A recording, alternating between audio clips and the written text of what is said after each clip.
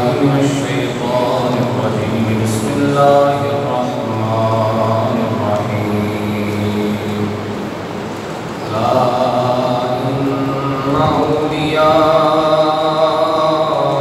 الله لا خوف عليهم ولا هم يحزنون صدق الله العظيم إن الله وملائكته يصلون على النبي يا أيها الذين آمنوا صلوا عليه وسلموا تسليما الصلاة والسلام عليك يا رسول الله وعلى آلك وأصحابك يا حبيب الله الصلاة والسلام عليك يا رسول الله وعلى آلك وأصحابك يا حبيب الله تیری رحمتوں کا دریا سریعان چل رہا ہے تیری رحمتوں کا دریا سریعان چل رہا ہے مجھے بھیک مل رہی ہے میرا کام چل رہا ہے مجھے بھیک مل رہی ہے میرا کام چل رہا ہے تیری رحمتوں کا دریا میرے دل کی دھڑکنوں میں ہے شریک نام تیرا میرے دل کی دھڑکنوں میں ہے شریک نام تیرا اسی نام کی بدولت میرا نام چل رہا ہے اسی نام کی بدولت میرا نام چل رہا ہے مجھے بھیک مل رہی ہے سرے عرش نام تیرا سرے عرش بات تیری سرے عرش نام تیرا سرے عرش بات تیری کہیں بات چل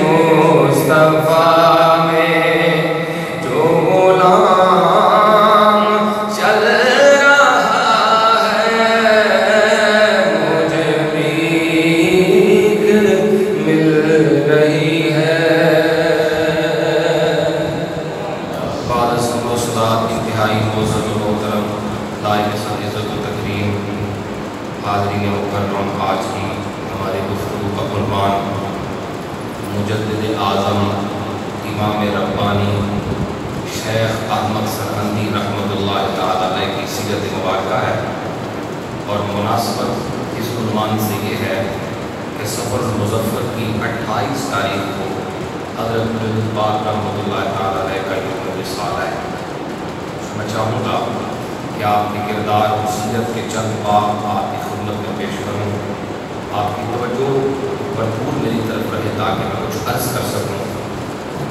سر جھکا کے سر اٹھا کے ذرا میری طرف دیکھا کریں تاکہ مجھے پتا ہو۔ آباد علی وقار اللہ والوں کا یہ تذکرہ جو بالعموم ہمارے دلوں میں اور ہماری زبانوں پہ جاری رہتا ہے اور ہماری مجلس سے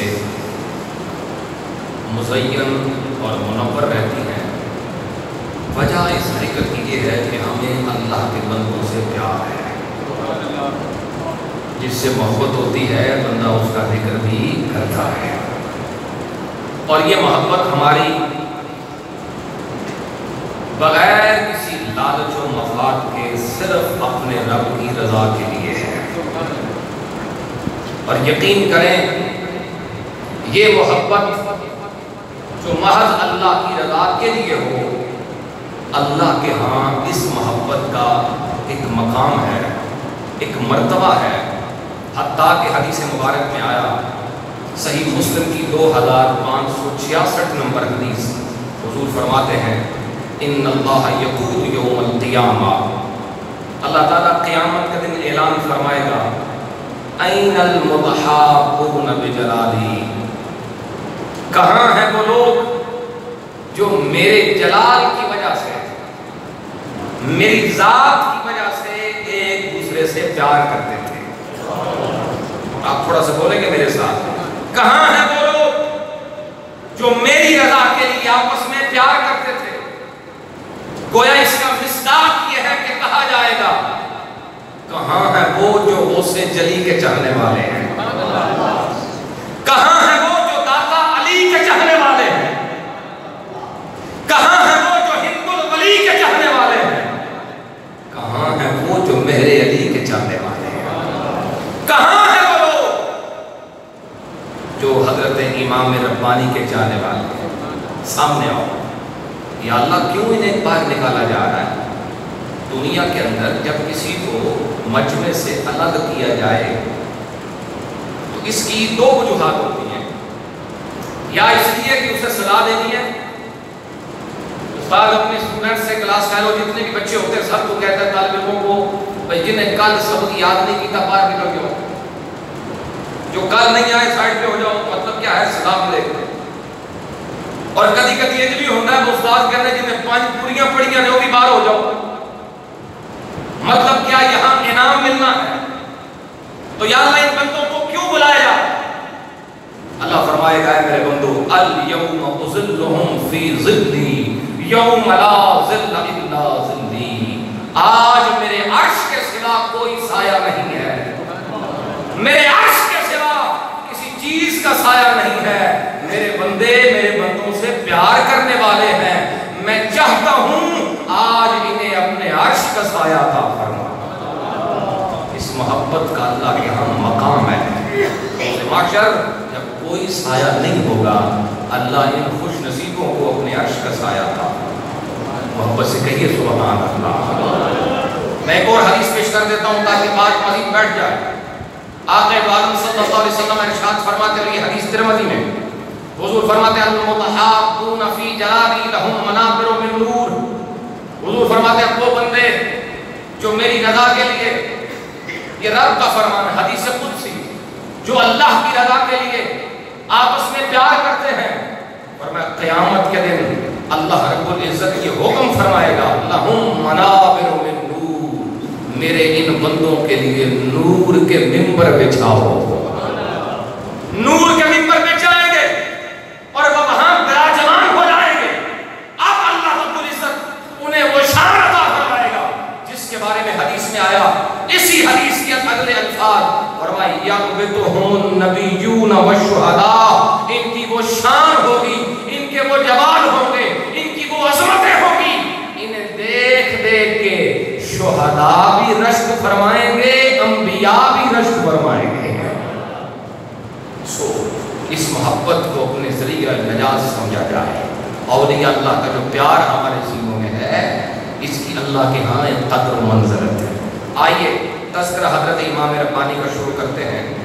اللہ رب العزت نے اس امت میں یہ انعام خاص عطا فرمایا ہے کہ ہر 100 سال کے آخر میں یا شروع میں اللہ کچھ چند ایسی ہستیوں کو بھیجتا ہے جن کے ذریعے اللہ اپنے نبی کے دین کو مزید سر بلند فرماتا ہے۔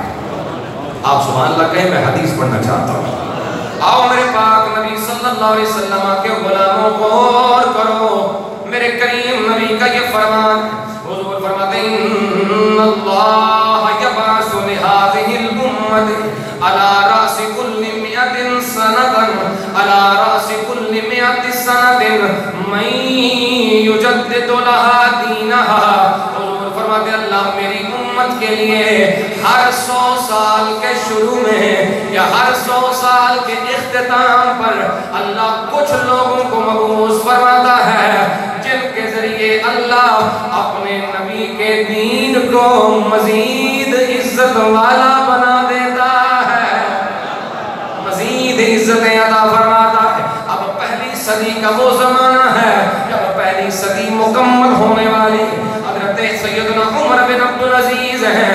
اللہ کریم نے جب ضرورت محسوس فرمائی ہے، اپنی حکمت کے پیش نظر میرے پاک پروردگار نے مجدد بنا کے حضرت عمر بن عبدالعزیز کو مبعوث فرمایا ہے۔ دوسری صدی آ گئی، حضرت امام محمد بن ادریس شافعی کو مبعوث فرمایا ہے۔ تیسری صدی آ گئی، حضرت امام ابو الحسن اشعری کو بھیجا ہے، ابو المنصور ماتریدی کو بھیجا ہے، امام ابن جریر طبری کو بھیجا ہے، امام ابو جعفر طحاوی حنفی کو بھیجا ہے۔ چوتھی صدی آ گئی، حضرت ابو الحامد اسفرائینی کو بھیجا ہے۔ پانچویں صدی کا زمانہ آ گیا، اللہ نے امام محمد بن محمد غزالی کو بھیجا ہے۔ چھٹی صدی کا زمانہ آ گیا، اللہ نے تجدید دین کے لیے حضرت امام فخر الدین رازی کو بھیجا ہے۔ ساتویں صدی آ گئی، اللہ نے امام تقی الدین العید کو بھیجا ہے۔ آٹھویں صدی کا زمانہ ہے، مجدد بن کے آنے والے امام زین الدین عراقی ہیں، امام سراج الدین بلقینی ہیں، امام شمس الدین جزری ہیں۔ نویں صدی کا زمانہ آیا ہے، مجدد بن کے آنے والے امام جلال الدین سیوطی ہیں۔ 10ویں صدی کا زمانہ آیا، امام مجدد بن کے آنے والے حضرت علامہ امام علی بن سلطان القاری ہیں۔ آگے 11ویں صدی کا زمانہ، 10ویں صدی ختم ہو رہی ہے، 11ویں صدی شروع ہو رہی ہے۔ یہ زمانہ ہے جس زمانے کے اندر شہنشاہ اکبر نے مغل اعظم جسے کہا جاتا ہے، اس نے دین محمدی کے مقابلے میں دین الہی کو پروموٹ کیا۔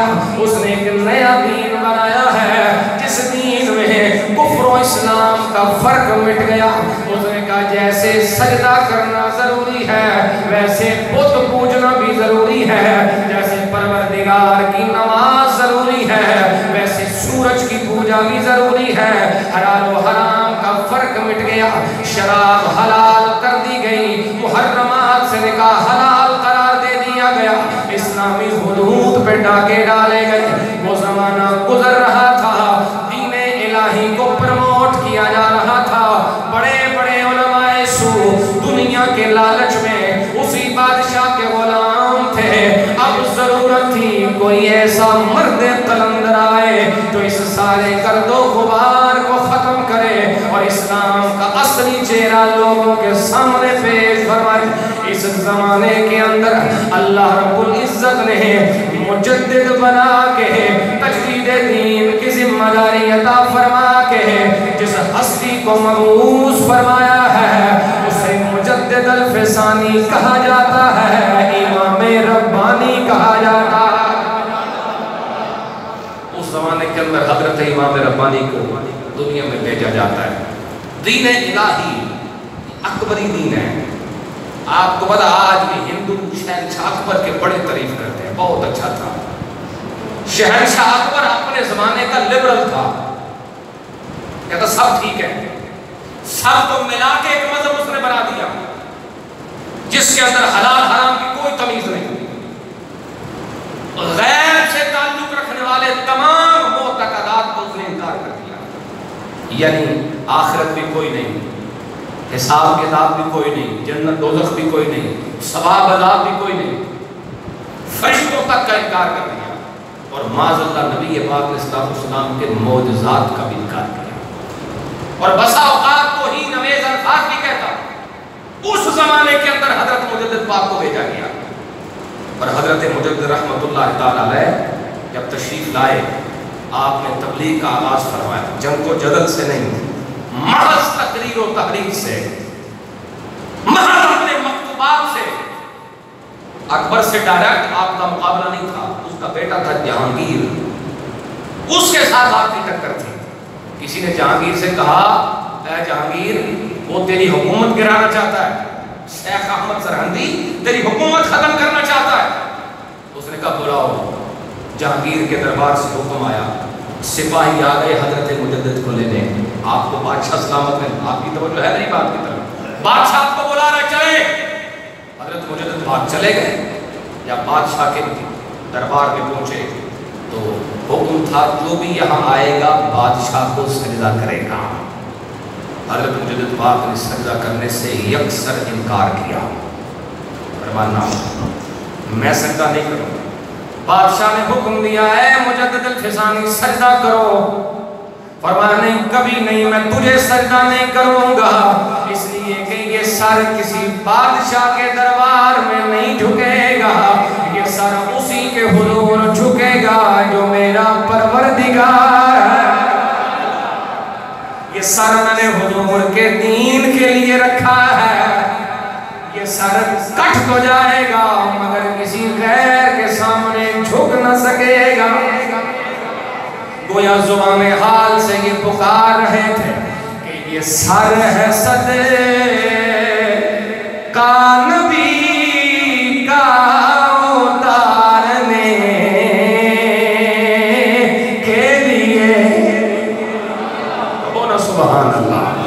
بتایا کہ یہ سر میں نے کیوں رکھا ہوا ہے، سنو غور سے، یہ سر ہے صدقہ نبی کا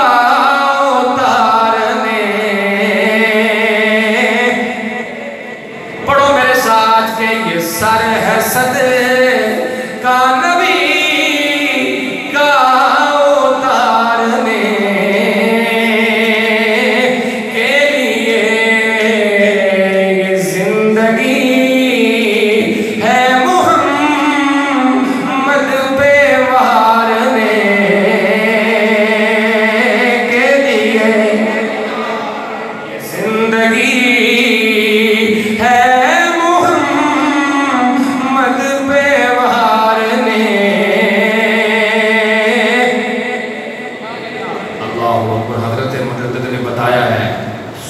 صرف اس کا نام نہیں پتا مصلی پہ بیٹھ کے نمازیں پڑھے، تصوف صرف یہ نہیں کہ تسبیح ہاتھ میں پکڑ کے گوشہ نشین ہو جاؤ، حضرت مجدد پاک نے بتایا ہے اصلی تصوف یہ ہے کہ بندہ رب کے حکموں میں فنا ہو جائے، بغیر فنا ہونے کے اس کے احکامات میں تصوف حاصل ہو سکتا؟ بولو تے صحیح کرو۔ آج بھی آپ کو صوفی بہت سے ملیں گے جو صرف یہ چاہتے ہیں نہیں جی بس اپنا کام کرو، کسی کو کچھ نہ کرو، دین لٹتا ہے لٹتا رہے، احکامات تبدیل ہوتے رہے۔ حضرت مجدد بھی یہ کہتے جیسے بہت سے صوفی اس وقت شہنشاہ اکبر کے اور جہانگیر کے دربار کے منگتے بن گئے تھے، چپ کر جاتے، مراعات بھی دیتے، سرکاری عہدے بھی دیتے، بہت کچھ ملتا، مگر حضرت مجدد پاک نے بتایا نہیں، یہ دین، یہ تصوف، یہ پاکیزگی، یہ طہارت، یہ تقویٰ، یہ سب کچھ ہمیں اس لیے میسر ہے کہ ہمیں دین محمدی پہ قربان ہونا ہے۔ ایسا نہیں ہو سکتا صوفی صاحب بیٹھے رہیں اور دین کی دھجیاں اڑتی رہیں، بولے ہی نا، چپ کر کے بیٹھا رہے، ایسے بے غیرت صوفیوں کی اسلام کو ضرورت کوئی نہیں. اسلام غیرت سکھاتا ہے. تصوف تو احکامات دین پر اور نبی پاک صلی اللہ علیہ وسلم کی محبت میں فنا ہونے کا نام ہے. اور اسی کو حضرت سلطان العارفین نے تصوف قرار دیا ہے. اگر تجھے سبحان اللہ کو تو میں ایک شعر سناؤں تو سلطان العارفین، حضرت سلطان العارفین صوفیاء کے امام اور تصوف کا سبق کیا دیا ہے، ذرا کہو سبحان اللہ. آپ فرماتے ہیں باج حضوری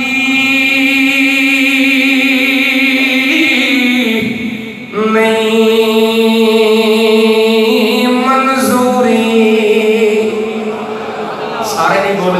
سارے آپ ایک ہی بڑی آگا لے محبت نہ اونچی بولو سبحان اللہ. آج حضوری نہیں منظوری توڑے پڑھن بانگ صداتا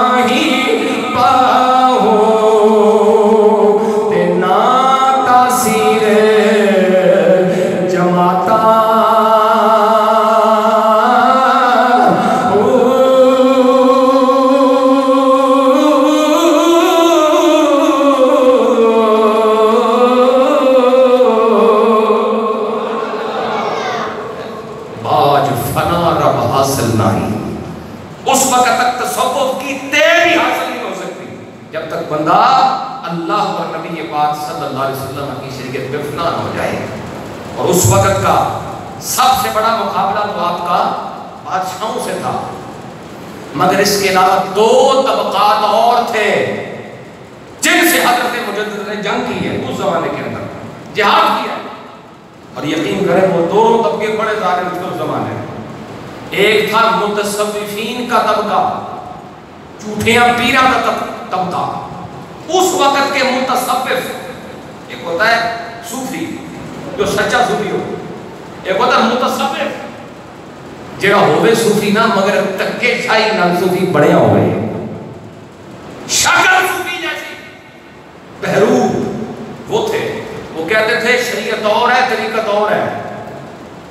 ہم نماز نہیں پڑھتے جی ہم طریقت والے ہیں. ہم 10 کلو لوہا اٹھا کے پھرتے ہیں جی کیوں؟ ہم تو طریقت والے ہیں. یہ مولوی شریعت کی باتیں کرتے ہیں، یہ نماز کی بات کرتے ہیں، یہ روزے کی کرتے ہیں. ہم تو صوفی ہیں طریقت والے. یہ طبقہ تھا.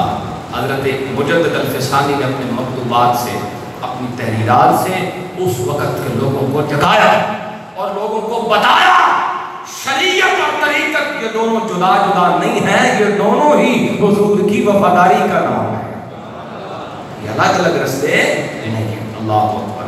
اب آپ جی بقا غور کیجیے. اور دوسرا طبقہ حکمران جھوٹے صوفی، اور تیسرا طبقہ تھا روافض کا، رافضیوں کی جماعت جنہوں نے اس وقت ادھم مچایا ہوا تھا. حکومت میں بیرون حکومت بہت سے ایسے لوگ تھے جو معاذ اللہ اعلان سر بزم حضرات صحابہ کرام کو اور حضرات امہات المومنین کو طعن و تشنیع کا نشانہ بناتے تھے. آپ نے ان کے خلاف بھی جہاد کیا. اور ایک شخص تھا، مشہور ہے یہ واقعہ، حضرت مکتوبات شریف میں آپ نے خود لکھا، اور حضرات القدس آپ کی سیرت پہ ایک معتمد کتاب ہے اس میں بھی یہ واقعہ موجود ہے. ایک شخص تھا رافضی ذہنیت کا، اس کے دل میں حضرت امیر معاویہ کا بغض تھا. اس کا حضرت رضی اللہ تعالیٰ عنہ حضور کے صحابی، کہو سبحان اللہ. وہ صدر میں مکتوبات شریف پڑھ رہا تھا. آپ کی کتاب ہے مکتوبات، جو خط تھے وہ جمع ہو گئے تو مکتوبات بن گئی. پڑھ رہا تھا، ایک جگہ پہ آپ نے فرمایا تھا کہ جس نے حضرت امیر معاویہ کو برا بلا کہا وہ ایسے ہی ہے جیسے اس نے حضرت ابو بکر و عمر کو برا بلا کہا.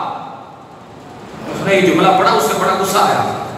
اس نے مکتوب شریف پھاڑا اور پھینک. رات کو سویا تو خواب میں حضرت مجدد پاک آ گئے. سبحان اللہ، کیا اونچی آواز سن رہا. حضرت مجدد پاک اس کی خواب میں آ گئے اور اسے کان سے پکڑ کے فرمایا میری گل تے یقین نہیں تے جد تینوں مولا علی تو پوچھ دے. یہ تو انہوں مزہ آیا تے بولو نا سبحان اللہ. چلو اگر میری بات پر تجھے یقین نہیں تو حضرت مولا علی سے پوچھو. کہتے ہیں ہاتھ پکڑا اور حضرت مولا علی کے دربار میں لے گئے. آپ کا یہ منظر ہے، خود اس نے بیان کیا. حضرت مولا علی کے سامنے جناب سیدنا مولا علی رضی اللہ تعالیٰ عنہ نے اسے سمجھایا، اسے نصیحت کی کہ اگر تو میرا غلام ہے تو میرے نبی کے سارے یاروں کا غلام بن. اگر تجھے مجھ سے پیار ہے تو حضور کے ہر وفادار سے پیار کر. سمجھایا. اور آخری جملہ جو حضرت مولا علی کا اس کتاب کے اندر مقبول ہے، بڑا شاندار ہے. حضرت مجدد پاک کی طرف اشارہ کیا حضرت مولا علی نے اور اشارہ کر کے کہا جو اس نے لکھا ہے حق لکھا ہے. سند تصدیق حضرت سیدنا مولا علی رضی اللہ تعالیٰ عنہ کے حضور سے. اور اللہ کے دربار میں بس بات مکمل کر رہا ہوں، اللہ کے دربار میں حضرت مجدد کا مقام، مرتبہ، قدر و منزلت کیا ہے. مکتوبات شریف میں واقعہ حضرات القدس دفتر دوم میں حدیث میں یہ واقعہ موجود ہے. ایک آپ کا مرید ایک دن بیٹھا تھا بڑا پریشان، بہت پریشان. آپ نے فرمایا مرید میرے ایک عقیدت مند کیوں پریشان ہو؟ کہنے لگا حضور کیا بتاؤں، میرا بھائی بھی کافر ہے، میری ماں بھی کافر ہے. بڑا سمجھایا ان کو کلمہ پڑھ لو تو نہیں پڑھتے. تو میں بڑا پریشان ہوں کہ میرے ہوتے ہوئے میری ماں بھی جلے گی جہنم میں، میرا بھائی بھی جہنم میں جائے گا، بس یہی پریشانی ہے. آپ نے فرمایا پریشان ہونے کی ضرورت نہیں، انتظار کر وہ آ جائیں گے. انتظار کرو. کہتے ایک دن گزرا تھا میں نے دیکھا حضرت مجدد کی خانقاہ میں میری ماں بھی موجود تھی، میرا بھائی بھی موجود تھا. میں نے پوچھا مانی کدھر؟ آپ تو خلاف تھے اس خانقاہ کے، آپ تو مشرک لوگ ہیں، کیسے آ گئے؟ تو ماں نے روتے ہوئے کہا اے میرے بیٹے آج کے بعد ہم بھی اسی نبی کے غلام ہیں جو امتیوں کا بھی امام ہے، نبیوں کا بھی امام ہے. ہم بھی حضور کے غلام ہو گئے. یہ حضرت مجدد الفسانی جن کا اصلی نام شیخ احمد سرہندی رحمت اللہ تعالیٰ علیہ ہے، جو 11ویں صدی ہجری کے مجدد ہیں. ان کو مجدد الفسانی اس لیے کہا جاتا ہے، الف کا مطلب ہوتا ہے ہزار اور ثانی کا مطلب ہوتا ہے دوسرا، یعنی دوسرا ہزار. پہلے 1000 سال کے مجددین گزر گئے، اب 11 سے لے کر 20 سال تک یہ جو 10 سال ہیں، یہ جو 1000 سال ہیں، ان 1000 سالوں کے لیے کہا یہ گیا حضرت مجدد پاک نے اتنا کام کیا جو 1000 سالوں کے لیے کافی ہے. اللہ تبارک و تعالی ہمیں ان پاک لوگوں کی سیرت اپنانے کی توفیق عطا فرمائے. اعلان ایک میں عرض کرنا چاہوں گا آپ کی خدمت میں، ذرا غور اور توجہ سے سنیں. پہلا اعلان تو آپ سب کو پتا ہے، ہماری مسجد کے اندر قرآن مجید کا باقاعدہ درس قرآن صبح و فجر کی نماز کے بعد شروع ہے. اب آپ اس میں بھی ضرور شرکت فرمایا کریں. یہ صبح سو جانا یہ بھی مسلمان کی شان کے لائق نہیں ہے. ایک حدیث ہے سرکار کی بخاری میں ہے، حضور فرماتے ہیں بندہ جب صبح کے وقت سو رہا ہوتا ہے تو شیطان آ جاتا ہے، 3 گرے باندھتا ہے، دام کرتا ہے 3 بار. یہ دام اس کا جادو والا دام ہے. شیطان جادوگر بھی ہے، شیطان جادوگر بھی ہے بھائی. وہ 3 گرے باندھتا ہے، جادو کرتا 3 بار. پہلی بار گرا باندھتا ہے اور کہتا ہے علیک لیل طویل فرقد، اجے بڑی رات سوتا رہو. دم کرتا ہے. پھر کہتا علیک لیل طویل فرقد، اجے سویرا کدھر جا کے ہونا ہے، سو جا، پھر پھونک مارنا ہے۔ تیسری بار پھر کہتا علیک لیل طویل فرقد، سو جاؤ ابھی صبح کہیں جا کے ہوگی، پھر سو جاؤ۔ 3 مرتبہ وہ دم کرتا ہے، گویا اس کے جادو کا اثر ہو جاتا ہے۔ اب اگر بندہ نہیں اٹھتا، وہ گریں جو اس نے باندھی ہیں وہ اسی طرح رہتی ہیں، وہ نہیں کھلتی، وہ نحوست برقرار رہتی ہے۔ حضور نے فرمایا اگر بندہ اٹھ جائے فَإِنِ اسْتَيْقَظَ، اگر اٹھ جائے تو ایک گرہ کھل جاتی ہے، اور فَإِن تَوَضَّأَ انْحَلَّتْ عُقْدَةٌ، اگر جا کے وضو کر لے تو دوسری بھی کھل جاتی ہے، اور پھر فرمایا اگر آگے فجر پڑھ لے تو تیسری بھی کھل جاتی ہے۔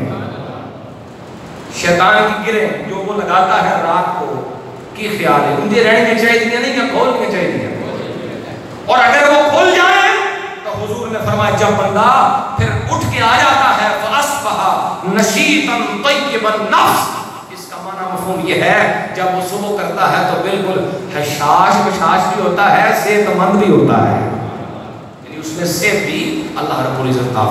لیکن اگر بندہ سویا رہے تو اسی بخاری شریف کے اندر 2 حدیثیں چھوڑ کے تیسری ہے، فرمایا اگر وہ سویا رہے اور نہ بیدار ہو تو کیا ہوتا ہے، ما زال نائما حتی اصبح ما قام الى الصلاة بال الشیطان فی اذنہ، بخاری شریف ہے 1144 نمبر حدیث ہے، فرمایا اگر بندہ سویا رہ جائے تو شیطان اس کے کان میں پیشاب کرتا ہے، اللہ پیشاب کر جائے کپڑے آتے جسم دے ہو جائے خدا نہ کرے تو فٹافٹ نہانا نہیں کری دیئے، پلیتی جڑی ہے نجاست، منہ دے وچ مکھی ٹر جائے تو بندے نے الٹی آ جاتی ہے۔ کیسا وہ بندہ ہے جو شیطان کا بول سارا دن اس کے کہا بھائی اس پہ یقین ہے کہ حضور نے فرمایا ہے، یہ شک والی بات نہیں ہے، پکی بات ہے، شیطان کان میں پیشاب کرتا ہے۔